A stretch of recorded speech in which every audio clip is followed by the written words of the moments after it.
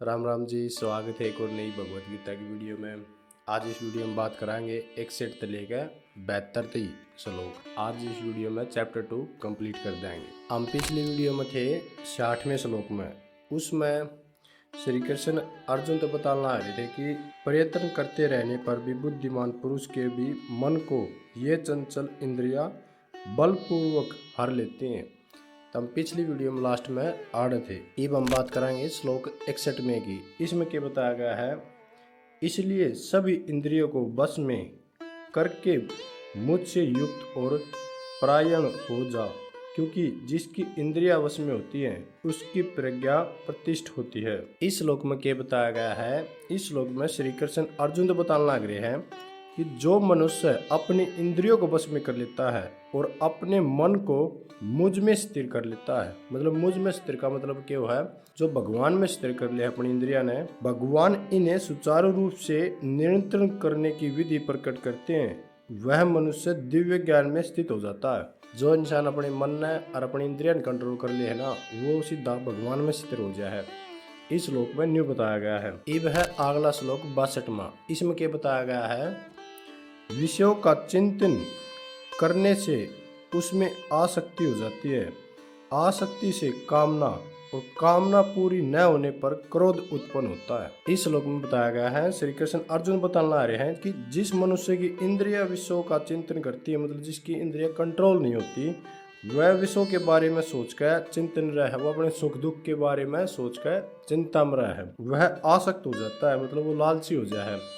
और तो उसने अपने सुखा के बारे में सोचे जाहू, तो आगे क्या कह रखी है, लालसा की कामना पूरी न होने पर क्रोध उत्पन्न होता है, मतलब अगर उसकी इंद्रिया की जो कामना हो पूरी ना हो तो उसमें क्रोध उत्पन्न हो है।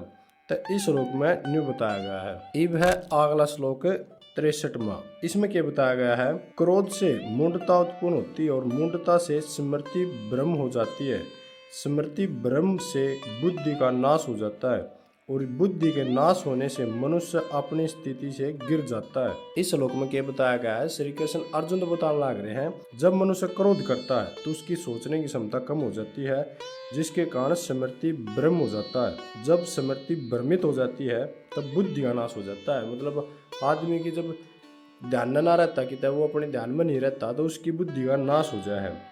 जब बुद्धि का नाश हो जाता है, जब मनुष्य का पतन हो जाता है। अगर बुद्धि का नाश हो गया तब मनुष्य का पतन तो होना ही होना है। तो मैंने ये बता रखा है, करो तय बुद्धि का नाश हो है, और बुद्धि के नाश तय इंसान का जो मनुष्य का वो पतन होना ही होना हुआ है। इसमें ने बता रखा है कि क्रोध नहीं करना चाहिए। तो इस श्लोक में नहीं बता रखी थी। अब है अगला श्लोक 64वां। इसमें क्या बता रखी है, किंतु संयमी पुरुष राग द्वेष से मुक्त अपनी इंद्रियों को वश में करके विषयों को भोगता हुआ प्रशंसा प्राप्त करता है। तो इस श्लोक में क्या बता रखी है, श्री कृष्ण अर्जुन तो बताने लग रहे हैं कि जो मनुष्य अपने मन और इंद्रियों को वश में कर लेता है, वह इंद्रियों के विषयों का भोग पर भी राग और द्वेष से मुक्त रहता है। मतलब जो इंसान अपने मन और इंद्रिया ने कंट्रोल कर ले है, तो वो जब विषयों को भोगता है ना, तो राग और द्वेष तय दूर रह है। इसका कहना मतलब क्या है, वो अपना जीवन जीवन सुखता है अपनी इंद्रिया कंट्रोल करके, और वो राग द्वेष से दूर रहा है, मतलब उसमें लालचा ईर्ष्या ये ना रहती। वो जब भी उन सुख ने सुविधा ने भोग सका है इंद्रिया कंट्रोल करके। इस माँ का क्या बता रखी है, उस समय वह विषयों को भोगता हुआ भी खुश रहता है। मतलब जब वो अपने भोगा न भोगने लग रहा है तो बिना द्वेष के और जलन के या ईर्ष्या के, तो वो खुश रहे अपनी इंद्रिया कंट्रोल करे पीछे। तो इसमें न्यू बता रखी है।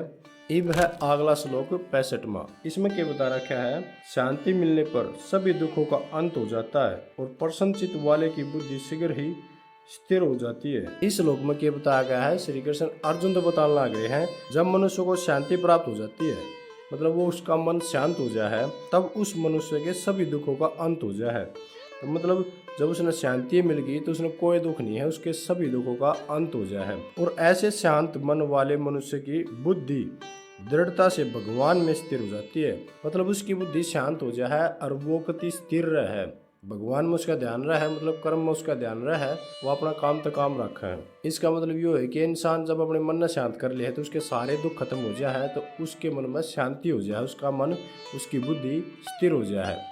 इसमें न्यू बताया गया है। अब है अगला श्लोक 66वां। इसमें क्या बताया गया है, जो बुद्धि योग से युक्त नहीं है उसकी इंद्रिया और मन वश में नहीं होते और न ही उसकी बुद्धि स्थिर होती है। बुद्धि स्थिर न होने से शांति नहीं मिलती, बिना शांति के सुख नहीं मिलता। इस श्लोक में क्या बताया गया है, श्री कृष्ण अर्जुन तो बताना लग रहे हैं कि जो मनुष्य बुद्धि योग से युक्त नहीं होता, मतलब जिसमें ज्ञान नहीं होता, जिस मनुष्य में शांति नहीं होती, मतलब जो मनुष्य अपने मन में शांत नहीं कर पाता, उसकी इंद्रिया और उसका मन वश में नहीं रहता, मतलब उसकी इंद्रिया और उसका मन वो अपने बस में नहीं कर सकता और इस कारण वो अपनी बुद्धि ने स्थिर नहीं कर पाएगा कि उसकी इंद्रिया बस में नहीं है तो अपनी बुद्धि ने स्थिर क्यों कर पाएगा।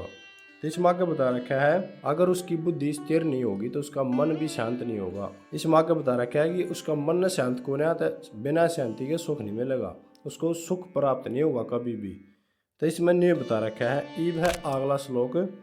इसमें क्या बता रखा है, जब मन विषयों में विचारता हुआ इंद्रियों के पीछे दौड़ता है तब इंद्रियां उसकी बुद्धि को हर लेती हैं, जैसे जल में प्रचंड वायु नाव को। इस श्लोक में क्या बता रखा है, श्री कृष्ण अर्जुन तो बताने लग रहे हैं, जिस प्रकार तेज हवा अपनी ताकत से जल पर तैरती नाव को दूर तक बहा ले जाती है, उसी प्रकार जो इंद्रियां वश में नहीं होती मनुष्य की बुद्धि को हर लेती हैं, वश में कर लेती हैं और उस मनुष्य की बुद्धि का विनाश हो जाता है। इसमें ये बता रखा है, जब हवा तेज चल है ना, जो पानी की नाव है हवा उसने बहा ले जाया है, जिस मनुष्य की इंद्रिया और उसका मन बस में नहीं होगा तो उसकी इंद्रिया उसने हर लेंगी, उसने बस में कर लेंगे और उसका जब इंद्रिया मनुष्य ने बस में कर लिए हैं तो उसका विनाश निश्चित है। तो इसमें नहीं बता रखा है। इब है अगला श्लोक। इसमें क्या बता रखा है, इसलिए हे महाबाहो, जिसकी इंद्रिया सब प्रकार से जिसके बस में होती है उसकी बुद्धि स्थिर है। इस श्लोक में क्या बताया गया है, श्री कृष्ण अर्जुन देव बताने लग रहे हैं, जब कोई मनुष्य अपनी इंद्रियों को सभी प्रकार से वश में कर लेता है तो उसकी बुद्धि स्थिर हो जाती है, उसको ज्ञान प्राप्त हो जाता है, वो शांति प्राप्त करता है। इसमें नहीं बताया गया था, ये छोटा श्लोक था। इब है अगला श्लोक 69वां। इसमें क्या बताया गया है, सभी प्राणियों के लिए जो रात्रि है उसमें स्वयं पुरुष जगता है और तब सब प्राणी जागते हैं, तब मुनि के लिए रात्रि है। इस श्लोक में क्या बताया गया है, श्री कृष्ण अर्जुन तो बताने लग रहे हैं, जब सभी प्राणियों के लिए रात्रि है तो उसमें स्वयं पुरुष जगता है, जब सब प्राणी जगते हैं तो मुनि के लिए रात्रि होती है। जो अपनी मन और इंद्रियों को बस में कर लेता है उसको सत्य का ज्ञान हो जाता है, वह वो चीज़ देख सकता है जो साधारण मनुष्य नहीं देख सकता। इसका मतलब क्या है, जब साधारण मनुष्य को रात्रि दिखती है तो वो जगता है, मतलब उसने जब इंसान ने ज्ञान प्राप्त ना होता किसी चीज़ का तो वो नहीं सोचा है यह चीज़ गलत है, तो वो अपनी ज्ञान तो नहीं बता सके यह चीज़ गलत है सही है। जब सब जगते हैं, जब साधारण आदमी नहीं सोचने लग जाए कि यह चीज़ मन बेरा ज्ञान है, तब मुनि के लिए रात्रि है, मतलब उसने ज्ञान प्राप्त है, उसने न्यू बेरा यह चीज़ गलत है या सही है। तो ये नहीं बताना चाहो कि जिसकी बुद्धि स्थिर हो है, अपने इंद्रियान बस में कर लिया है, उन्हें संपूर्ण ज्ञान प्राप्त हो जाए है, वो और एक डाड़ा को ना कि जो कह दे उस बात ने मान ले, उसके लिए वो चीज़ अलग है। अगर उसने सत्य ज्ञान हो जाए तो वो अलग सोचने लग जाए। इसमें नहीं बता रखा है। इब है अगला श्लोक 70वां।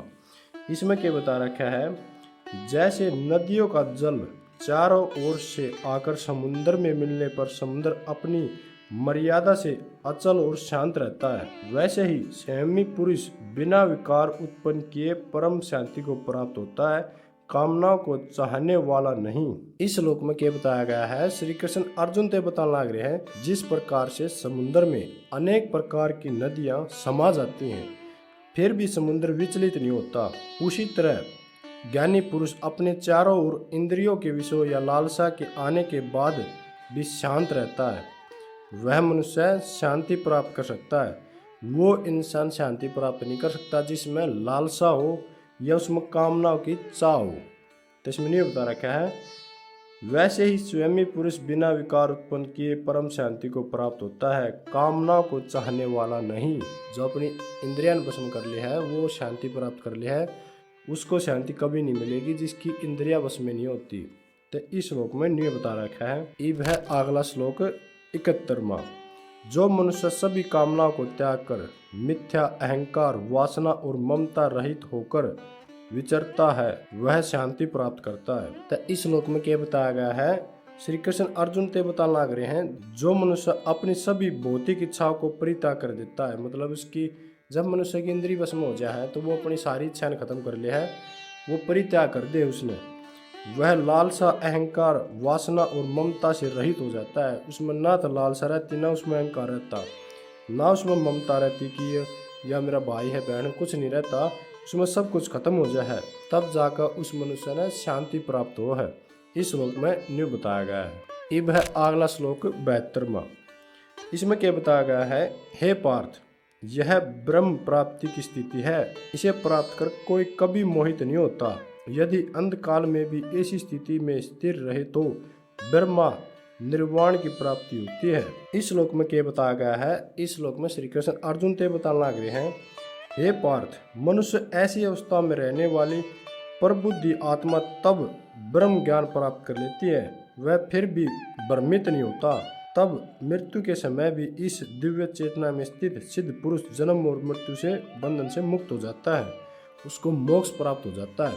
इस श्लोक का क्या मतलब है, जब मनुष्य अपनी इंद्रिया ने कंट्रोल कर ले, अपनी मन ने कंट्रोल कर रहे हैं, उसने शांति प्राप्त हो जाए। अगर इस चेतना में उसकी मृत्यु हो जाए, वो मृत्यु के समय भी इसी चेतना में रहे, दिव्य चेतना में, वो जन्म मृत्यु के बंधन तक मुक्त हो जाए, वो मोक्ष प्राप्त कर ले है। तो इसलिए इंद्रिया वश में करनी बहुत जरूरी है। इन सारे श्लोका में न्यू बताया गया है। आज हमने कर दिया चैप्टर 2 कंप्लीट। आज हमने इस वीडियो में बात करी है 61 से लेकर 72 तक। चैप्टर 2 में 72 श्लोक थे, वे मैंने पूरे कर दिए हैं। अगर आपने पिछली वीडियो नहीं देखी हो तो वीडियो जाकर देखो, जब समझ में आओगे कि इस चैप्टर में क्या चल रहा था। अगली वीडियो में शुरू कराएंगे चैप्टर 3 था 1 से लेकर 10 श्लोक। अगर यह वीडियो आपने समझ में नहीं आई हो, अगर इसमें कोई भी श्लोक आपने समझ में नहीं आया हो, कुछ वर्ड समझ में नहीं आया हो, तो कमेंट करके पूछ सको, मैं उसका आंसर दूंगा कमेंट में। अगर यह वीडियो आपने अच्छी लगी हो तो लाइक करियो, शेयर करियो और चैनल सब्सक्राइब कर लियो, कि इस चैनल पर मैं पूरी भगवत गीता आपने पढ़ के सुनाऊंगा और समझाऊंगा इसमें क्या चल रहा है। वीडियो ने पूरी देखा हो तब समझ में आओगे कि इस भगवत गीता में क्या चल रहा है। आधी वीडियो में नहीं समझ में आओगी, 1-2 श्लोक तक पूरी भगवत गीता पूरी नहीं होती, पूरी देखा और वीडियो तब समझ में आओगी कि एक श्लोक में पूरी बात नहीं बताई जाती, उस बात ने पूरी करती 3-4 श्लोक में उसका वर्णन कराया जा है, तब जाकर वह पूरी समझ में आओ है। तो वीडियो ना पूरी देखा करो। अच्छा जी, आज की वीडियो में इतना ही, मिलते हैं अगली वीडियो में। राम राम जी।